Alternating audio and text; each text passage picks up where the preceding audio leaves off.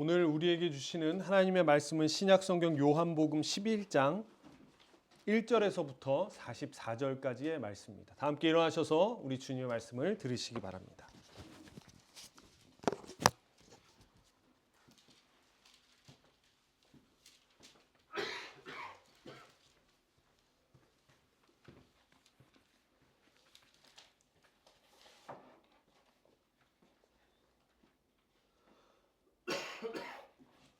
한 병자가 있었는데 그는 마리아와 그의 자매 마르다의 마을 베다니에 사는 나사로였다. 마리아는 주님께 향유를 붓고 자기의 머리털로 주님의 발을 씻은 여자요, 병든 나사로는 그의 오라버니이다. 그 너희들이 사람을 예수께로 보내서 말하였다. 주님 보십시오, 주님께서 사랑하신 사람이 앓고 있습니다. 예수께서 들으시고 말씀하셨다. 이 병은 죽을 병이 아니라 오히려 하나님의 영광을 드러낼 병이다. 이것으로 말미암아 하나님의 아들이 영광을 받게 될 것이다.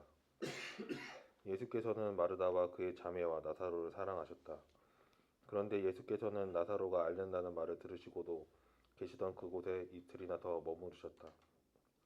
그리고 나서 제자들에게 다시 유대 지방으로 가자 하고 말씀하셨다. 제자들이 예수께 말하였다. 선생님, 방금도 유대 사람들이 선생님을 돌로 치려고 하였는데 다시 그리로 가려고 하십니까? 예수께서 대답하셨다. 낮은 12시간이나 되지 않느냐? 사람이 낮에 걸어다니면 햇빛이 있으므로 걸려서 넘어지지 않는다. 그러나 밤에 걸어다니면 빛이 그 사람 안에 없으므로 걸려서 넘어진다. 이 말씀을 하신 뒤에 그들에게 말씀하셨다. 우리 친구 나사로는 잠들었다. 내가 가서 그를 깨우겠다. 제자들이 말하였다. 주님, 그가 잠들었으면 낫게 될 것입니다. 예수께서는 나사로가 죽었다는 뜻으로 말씀하셨는데 제자들은 그가 잠이 들어 쉰다고 말씀하시는 것으로 생각하였다. 이때 예수께서 그들에게 밝게 말씀하셨다. 나사로는 죽었다. 내가 거기 있지 않은 것이 너희를 위해서 도리어 잘된 일이므로 기쁘게 생각한다. 이 일로 말미암아 너희가 믿게 될 것이다. 그에게로 가자. 그러자 디두모라고 하는 도마가 동료 제자들에게 우리도 그와 함께 죽으러 가자 하고 말하였다. 예수께서 가서 보시니 나사로가 무덤 속에 있은 지가 벌써 나흘이나 되었다. 베다니는 예루살렘에서 우리가 조금 넘는 가까운 곳인데 많은 유대 사람이 그 오라버니 일로 마르다와 마리아를 위로하러 와 있었다. 마르다는 예수께서 오신다는 말을 듣고서 맞으러 나가고 마리아는 집에 앉아 있었다. 마르다가 예수께 말하였다. 주님이 여기 계셨더라면 내 오라버니가 죽지 아니했을 것입니다. 그러나 이제라도 나는 주님께서 하나님께 구하시는 것은 무엇이나 하나님께서 다 이루어 주실 줄 압니다. 예수께서 마르다에게 말씀하셨다. 내 오라버니가 다시 살아날 것이다. 마르다가 예수께 말하였다. 마지막 날 부활 때에 그가 다시 살아나리라는 것은 내가 압니다. 예수께서 마르다에게 말씀하셨다. 나는 부활이요 생명이니 나를 믿는 사람은 죽어도 살고 살아서 나를 믿는 사람은 영원 죽지 아니할 것이다. 내가 이것을 믿느냐? 마르다가 예수께 말하였다. 예, 주님은 세상에 오실 그리스도이시며 하나님의 아들이심을 내가 믿습니다. 이렇게 말한 뒤에 마르다는 가서 그 자매 마리아를 불러서 가만히 말하였다. 선생님께서 와 계시는데 너를 부르신다. 이 말을 듣고 마리아는 급히 일어나서 예수께로 갔다.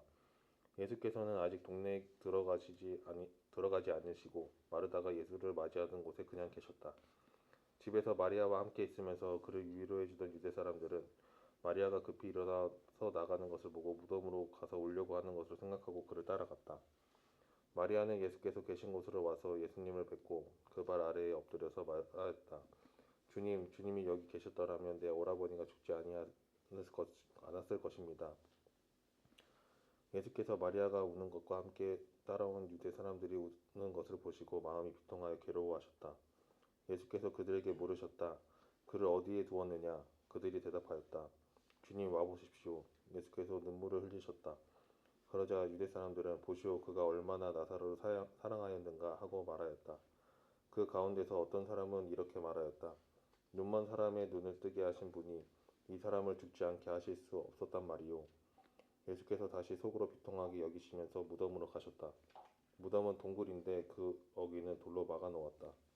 예수께서 돌을 옮겨 놓아라 하시니 죽은 사람의 누이 마르다가 말하였다. 주님, 죽은 지가 나흘이나 되어서 벌써 냄새가 납니다. 예수께서 마르다에게 말씀하셨다. 내가 믿으면 하나님의 영광을 보게 되리라 하고 내가 네게 말하지 아니하였느냐. 사람들이 그 돌을 옮겨 놓았다. 예수께서 하늘을 우러러 보시고 말씀하셨다. 아버지, 내 말을 들어주신 것을 감사드립니다. 아버지께서는 언제나 내 말을 들어주신다는 것을 압니다. 그런데도 이렇게 말씀드리는 것은 둘러선 무리를 위해서입니다. 그들로 하여금 아버지께서 나를 보내신 것을 믿게 하려는 것입니다. 이렇게 말씀하신 다음에 큰 소리로 나사로야 나오너라 하고 외치시니 죽었던 사람이 나왔다. 손발은 천으로 감겨 있고 얼굴은 수건으로 싸매어 있었다. 예수께서 그들에게 그를 풀어주어서 가게 하여라 하고 말씀하셨다. 아멘.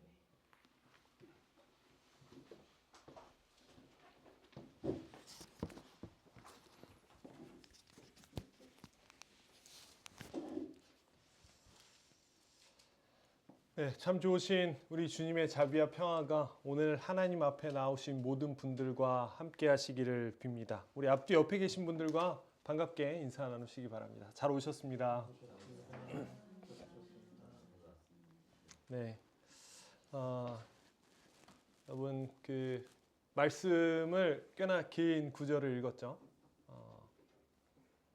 그 종교개혁 이후에 기독교에서 가장 중요한 것을 뽑자 그러면 딱 두 개가 있습니다. 하나는 말씀이고요. 또 하나는 성찬입니다. 자, 그런데 성찬은 우리가 매주 드리는 이 성찬을 이야기하고 말씀은 여러분 말씀하면 뭐가 떠오르시나요? 말씀하면 설교를 떠올릴 겁니다. 그런데 여기서 말씀은 설교가 아니라 성경을 이야기합니다. 그래서 중요한 것은 성경과 성찬이라고 볼 수 있습니다. 그래서 우리가 하나님의 말씀이 선포된다라고 이야기하는 것은 우리는 보통 설교를 이야기하는데 생각을 하는데 그렇지가 않습니다. 하나님의 말씀의 선포는 성경을 이야기합니다. 그래서 사실 교회에서 가장 중요한 것은 여러분은 잘 못 느끼실지 모르겠지만 사실 교회에서 가장 중요한 예식 중 하나는 성경을 낭독하는 겁니다. 성경 낭독자가 굉장히 중요하고 성경을 낭독하는 그 모습들이 굉장히 중요합니다. 그래서 제가 아는 바로는 미국 같은 곳을 가면 성경을 읽는 대회가 있습니다. 신학교에서. 설교 대회가 아니라 성경 읽는 대회가 있습니다. 그만큼 성경을 읽는 것, 성경 말씀이 우리에게 선포되는 것이 정말로 말씀이 선포되는 것이다라는 것을 여러분 기억하시고 그런 의미에서 오늘 본문이 교회력 본문을 1절부터 44절을 끊지 않고 다 같이 읽었다라는 것을 여러분 기억해 주시기를 바랍니다. 네, 자 저를 보시면 됩니다. 네, 여러분 이제 따스한 봄날들이 시작됐고 우리는 또 그 봄날을 지내고 있습니다.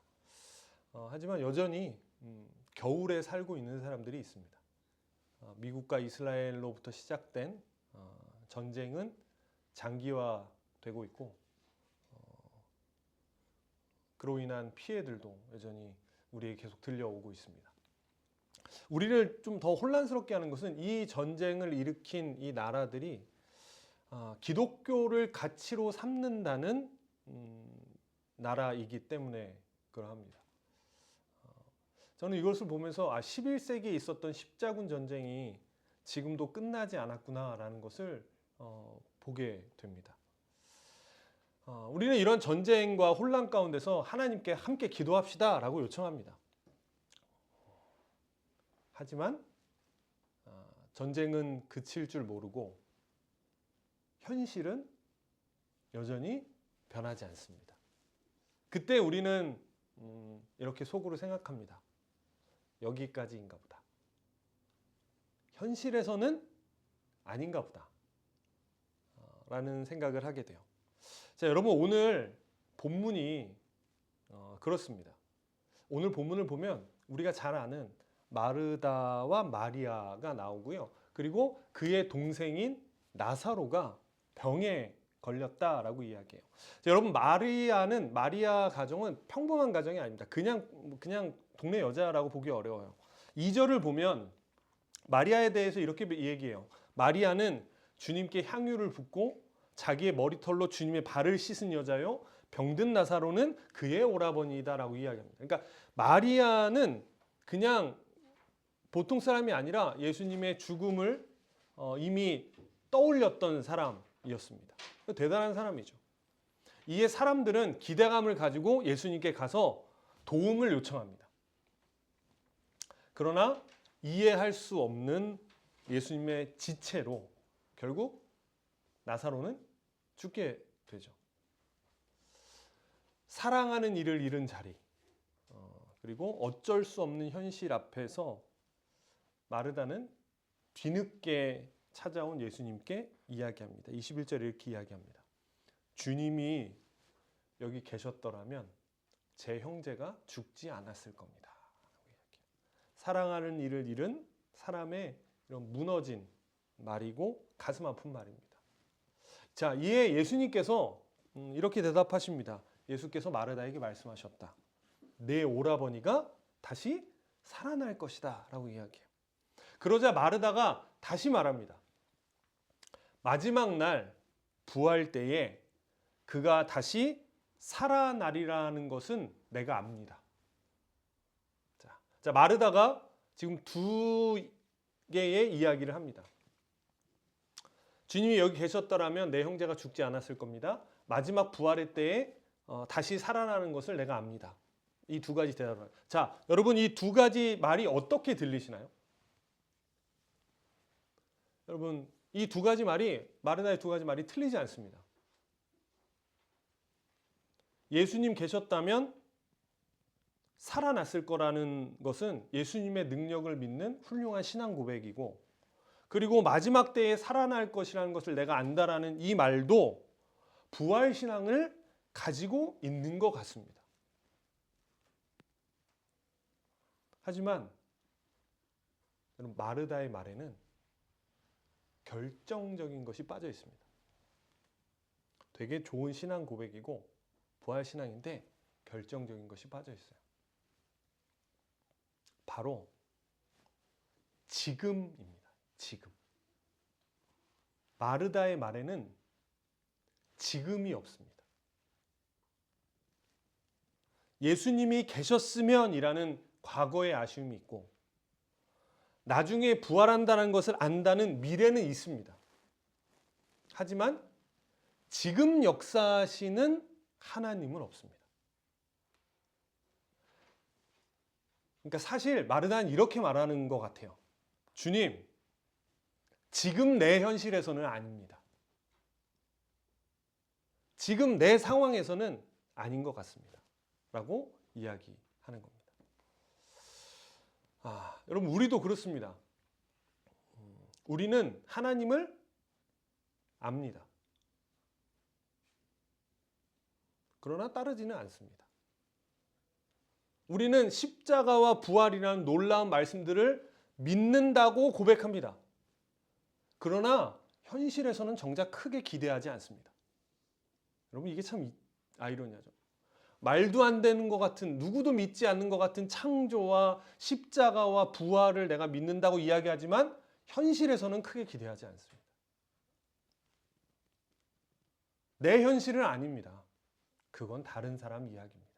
과거에 있었던 이야기고 그리고 먼 미래에나 있을 이야기입니다. 라고 생각하죠.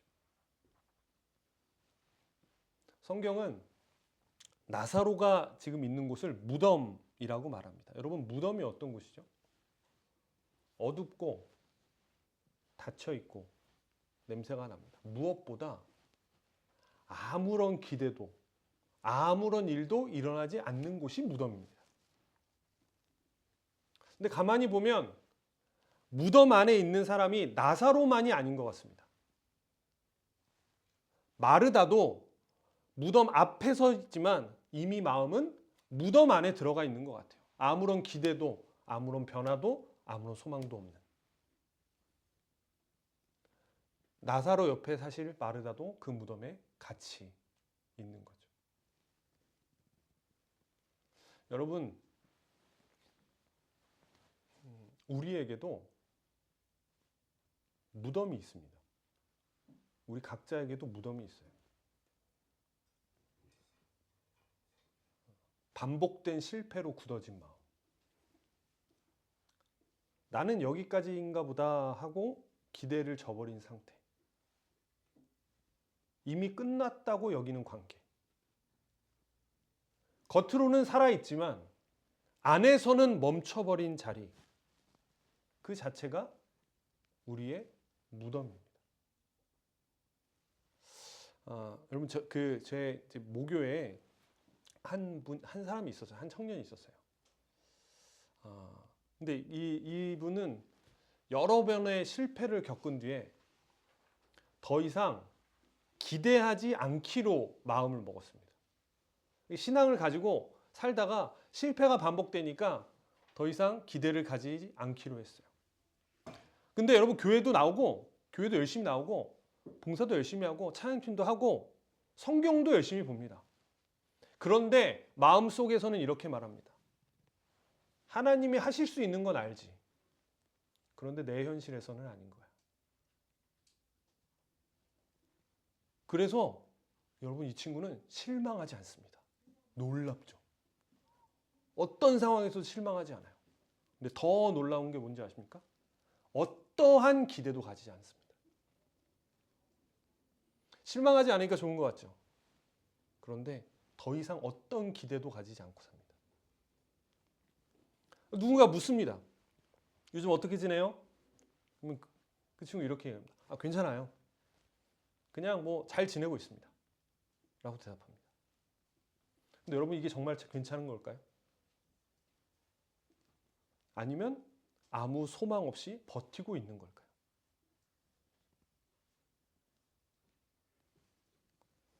여러분, 이 모습이 바로 우리의 무덤입니다. 살아있지만, 그리스도인이란 이름으로 살아가고 있지만 현실에서는 하나님과 닫혀버린 상태. 잘 지내세요? 잘 지냅니다. 저는 더 이상 낙심하지 않습니다. 괜찮습니다. 하지만 그 뒤에는 가로치고 어떠한 소망도 가지지 않습니다. 라며 살아가는 상태.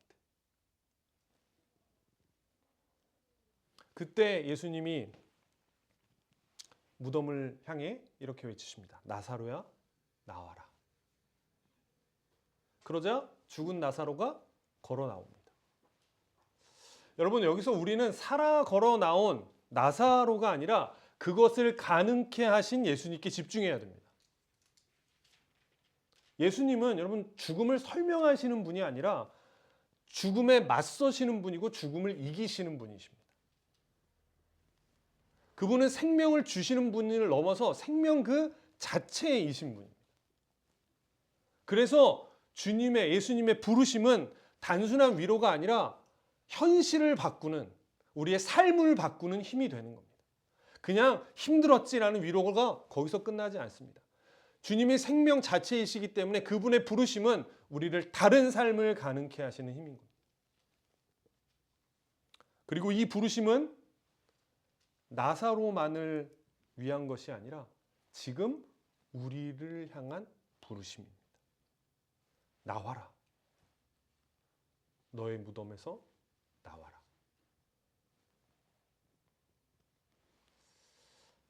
여러분, 지금 여러분은 어디에 서 계십니까? 기대하지 않는 자리. 몸은 나와 있지만 아무런 기대는 없는 자리. 그리스도인 이름으로 살아가고 있지만 아무런 소망이 없는, 아무런 기대도 하지 않는 자리. 이미 포기해버린 자리. 아무 일도 일어나지 않는 자리. 그 무덤 안에 머물고 계십니까? 주님이 우리를 부르십니다. 무덤에서 나와라. 이제 그만 아무런 변화가 없는 모든 것이 닫혀있는 그곳에서 이제 그만 나와라. 여러분, 마르다의 통곡이 끊기고 나사로가 무덤에서 나온 이유는 그들의 신앙 때문이 아닙니다. 주님이 그 죽음의 한복판을 뚫고 들어가셨기 때문입니다. 은혜죠. 여러분, 자신의 무능을 자책하며 자신의 각오와 결단은 확인하기를 멈추시고 우리를 비추시는 주님의 은혜에 주목하십시오. 우리를 부르시는 그 음성을 들으십시오. 무덤에서 헤매이는 내 이름을 불러내시는 예수님의 말씀을 마음에 담으십시오. 세상의 소리, 세상의 판단이 아니라 주님의 음성을 담으십시오. 그것이 한 걸음 내딛는 일이고 우리의 최선입니다. 사랑하는 성도 여러분, 무덤은 끝이 아닙니다. 세상에서 무덤은 끝이지만 그리스도인에게 무덤은 또 다른 생명의 시작점입니다. 지금도 그 자리에서 주님이 우리를 부르십니다. 나와라. 그 부르심 앞에 여러분 한 걸음 내디디십시오. 오늘 단 하나라도 포기했던 것을 다시 하나님께 가져가십시오.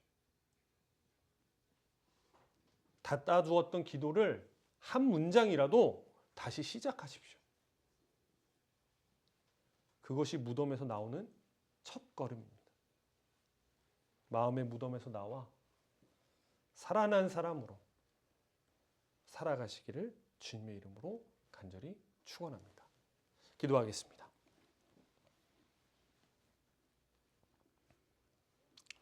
주님, 우리가 머물러 있던 그 자리에서 벗어나게 하옵소서. 끝났다고 여겼던 마음, 기대하지 않던 신앙에서 나오게 하옵소서. 지금 우리를 부르시는 주님의 음성을 듣습니다. 나와라. 그 부르심 앞에 한 걸음 내딛게 하여 주옵소서. 그리고 살아난 사람으로 이 땅을 살아가며 또 누군가를 풀어 다니게 하는 다른 이를 살리는 삶을 살아가게 하여 주시옵소서. 예수 그리스도의 이름으로 기도합니다. 아멘.